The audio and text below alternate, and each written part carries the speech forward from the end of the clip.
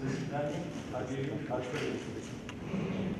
Предлагаю в начале работы наши уважаемые коллеги высказаться, если есть какие-либо повестка дня сегодняшнего заседания принимается. Председатель решил выступить первым.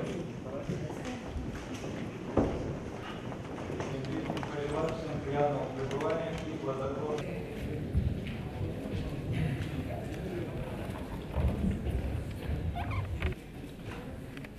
Уважаемые представители средств массовой информации, дамы и господа, информирую вас об итогах работы Совета министров и мы выступили за становление Афганистана в качестве независимого, мирного, нейтрального и процветающего государства и подчеркнули центральную координирующую роль ООН в международных усилиях по афганскому урегулированию.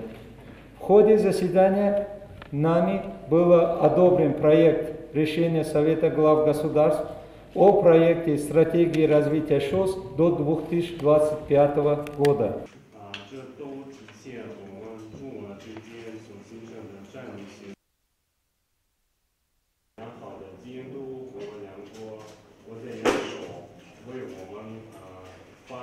Выражаю также вам, господин министр, нашу признательность китайскому руководству, китайскому народу за предложенную гуманитарную помощь для беженцев из Донецкой и Луганской области, которые находятся в Российской Федерации. Этот дружеский жест позволит предпринять дополнительные шаги, чтобы привлечь, наконец, внимание международного сообщества к гуманитарной трагедии, которая разворачивается на юго-востоке Украины.